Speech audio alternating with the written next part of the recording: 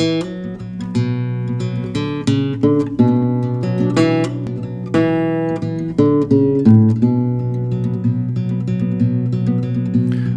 up in the morning and stare at your shoes, like meat for a gaffer to pick and to choose. With a tap on the shoulder, he gives you the sign.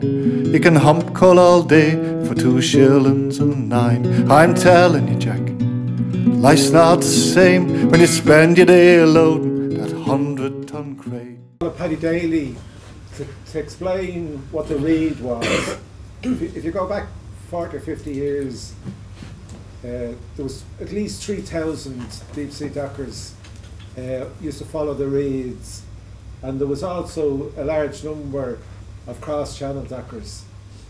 And if you go back to the 40s or 50s, 99% of those workers came from the dockland communities, whether it be Ringsend, Pearse Street, East Wall, North Wall, or the North Inner City. If you came from outside that, I think they were called a culture. But now there is 0 deep sea dockers, and there is 1 cross-channel docker. But Paddy's going to explain about how men followed the work and how they were allocated. Right, thank you, Declan. For anyone who doesn't know me, Paddy Daly's my name. I worked in the place for about 50 years. Now, the picture behind me, I suppose, if you perception of most people is of a reed would be this platform there, the foreman up on top, and the lads looking up. Now you can see those guys there looking the other way. That's simply because there'll be at least 4 of them stands along there. It would be 6 in total. Now, I think if you were to talk about just that, I think you'd have to talk about what went before it, because that there would be, if you like, a more acceptable way, bad and all as it is, of picking out men. I think it was my colleague here, Declan, talked about going right back to when ships came in here first. There was things called hobblers. Now, for anyone that doesn't know what a hobbler is, the guys rowed out, and the first one to get a line on the ship, they were the stevedore or anything else, pick men or anything else. Moving on from there then, there was various companies, and they would pick out men. But the fact was that it wasn't quite like people thought, that they were going there in the morning and they were going to pick out people at random, if you like. Things were done the night before. It was rehearsed, if you like. I suppose the first thing would be nepotism would come into it. After that would be French decor and all the rest of it. But it wasn't just that that was wrong. It was the graft that was attached to that and that whole system that was wrong. It was degrading. But to talk about the graft first, you have to remember the time as well, because, for example, one man was known there as Find the Lady, so you can work out what that meant. Then there was the famous matchbox, you know, you gave the foreman a light for his cigarette, and guess what, there was something in it. And things like that went on. And the problem was that there was guys there following this work, day in, day out, all sorts of weather. There was nowhere to go, no shelters or anything else. And this thing was, if you like, working up to a head. Then the war was going on as well, and while the unions, and I heard Brian saying about the unions, and I know they contributed and all the rest of it, but the war and after the war, the fact that ships were being sunk, we would have known even, and we're relatively, if you like, modern. Cargo shifting and stuff like that was pretty obvious. Especially the English, they said there was tons and tons of shipping sinking simply because one of these great assets, if you like, were being left to casual labour. to people that, you know, just coming down on and off and doing this work. So it was decided, if you like, specifically from the English side, not the Irish side, that you would have to organise these people and get people, the regular guys, to work. Now, at that time, and it was 1946, going and travelled on into 1947, the register came in, and I suppose the insurance company as well, because they were paying out, and it's usually people like that that brings on things like this. But it was decided anyway that you would put your name down onto a register, and then when the talks were over, the people that were on the register and recognised by the union, etc., that they would be the ones that would be given preference, if you like. Now, that preference that came out manifested itself, if you like, in what probably known as the button. Now, they didn't call it button, or they didn't call it button man. They simply wanted to have people like these chaps on the stand. It's impossible for to know every single body that was on the docks. No matter who you were, you knew a lot, but you didn't know everybody. And if you went to a different area where they didn't know you, how were they to know which was the registered man and which wasn't? So to do that, it was called officially a button badge. So if you were the foreman and you were up there, I didn't know you, but once I saw in your lapel you had your button, then I knew at least you were a registered man. So, and to explain that a little, the reason you had to comply with that, if you like, if you didn't employ that man, in other words, the companies and the unions collectively, they agreed that you couldn't pick another man until all of the registered men, in other words, the regular followers of the docks, was employed. So to make sure that that didn't happen, or to help him out, when he ran out of names, he would have to say, is there any more button men? And if there was any more button men in the raid, then they walked out, and then they were allocated to wherever the foreman told them they were going. Now, that seems very simple, you know, and straightforward. The only problem was that, you see, the guys that were picking out, they had family, they had friends, etc. So they were used the word conspire to get round the registered men. So what they would do is, especially at weekends, I would know certain people that had a problem, a drink problem, and I would pick out fellas that I knew would not be there the next day because they'd be paid. And once they were missing, then I would send for my own family. Very often it was sons or whatever. And one particular family, they lived in Whitehall, and they said when these men were missing, which they knew they would be, they would say, they're going to ring Whitehall 1212. And the strange thing about it, at the time, you had to realise what time it was. If you had a bike, you know, you were fairly rich. And if you had a 3-speed bike, Jesus, you were really up there. So the guys used to say that these fellas should have been in Olympics or whatever, because when it was established that these guys were missing and they had to be replaced, these men were able to get from Whitehall within 2 to 3 minutes. So they, you know, very good.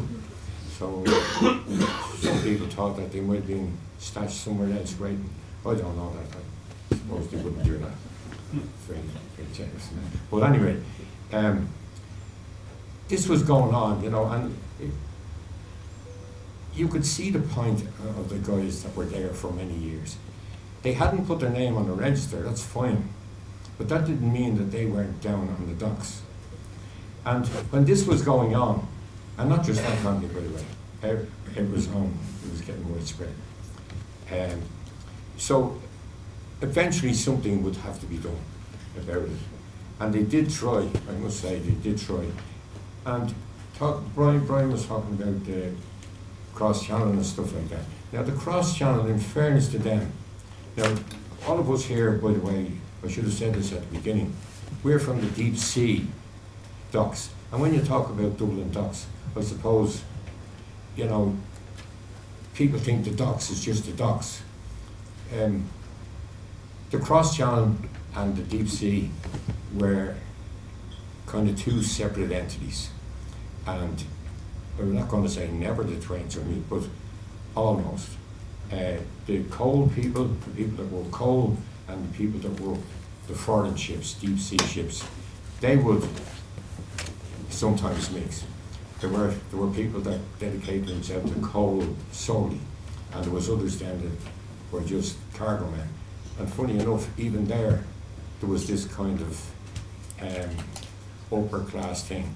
The cargo man always felt that he was above the fellow that worked the coalie, as he would call him.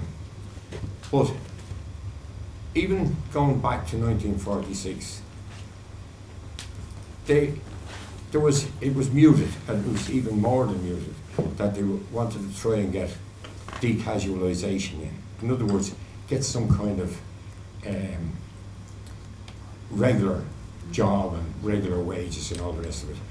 So, for some reason or another, the cross-channel did to a point, and they did actually have men paid weekly that they could recognise as regular men. But the deep sea, it didn't get round to that. And they didn't get round to second preference either. Simply because, well, in my opinion, I believe that there were certain people that didn't want that to happen. Because if it happened, then, like the pudding man, he would stay there, and even if I didn't like you, I still had to say any more pudding man. So you got a job, whether I liked it or not. But if you had a second choice, as the cross-channel had, in other words, the men, the second preference men, they would have to be second. But in the deep sea, that didn't happen.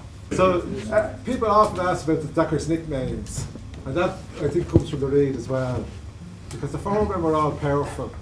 So rather than laying your name, he devised a nickname for you. In some cases humorous, in some cases slightly derogatory. And then Paddy's just going to finish off by telling us about the family of mice. Oh, yeah. And then I'm going to give around a list of the nicknames to see if you can spot your relations on it. And this is only a partial list, because I'd feel devastated that I worked down there for 27 years and I was never given a nickname. But I was, but it wasn't that nice. You never told me. Okay, well, just on that subject there that you're talking about people here, how many people here had people who worked on the docks? So, quite a few. Yeah. So, can I just say this to you? Because, you know, you're up here trying to figure out what to say and what do you want to know. And I can just say this, and I think I'm talking for my colleagues here.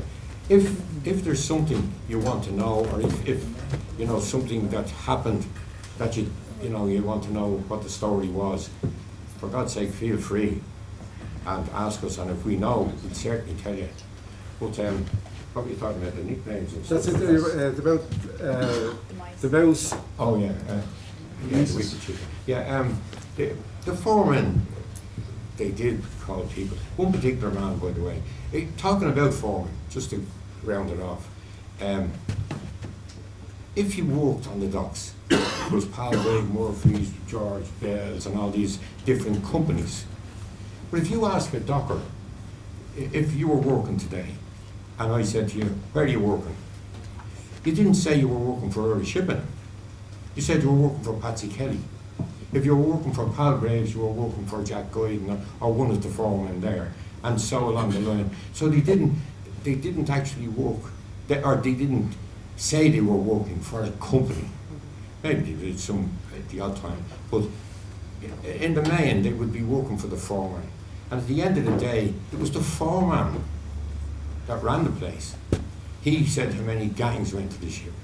He hired the men. He fired the men. He said how many gangs be shortened down, etc. So in fact, it was a funny kind of a place. If you worked for Cadbury's, then you worked for Cadbury's, and the whole system of working will apply. But down there, it didn't work like that.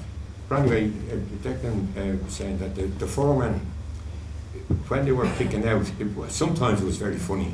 And one particular case that Declan's just pointing out was the foreman used to be called Hen Pullen. Very nice man, by the way, very religious man, but he had a stammer. And he, you know, when he's picking out, then of course he'd have to stammer. And there was these men called McCormicks, but getting back to the nickname, whatever your father was called, no matter what it was, you ended up being called it. So in this particular case, this man was called, the senior man was called Mouse. So the sons were called Mouse, and the next son down was called Mouse, you see. So the guy picked out, and he said, he was picking the father, of course, because he knew him. And he said, my Mouse. So the three fellas walk out, and the guy taking the cards tips him and says, you know, hey, you know, there's three of these guys. He said, excuse me, he said. I said Mouse, and they're not mice. So, because they're funny, these guys were now pushovers, and John was one of them, and he said, you did so? He said, you said my mice.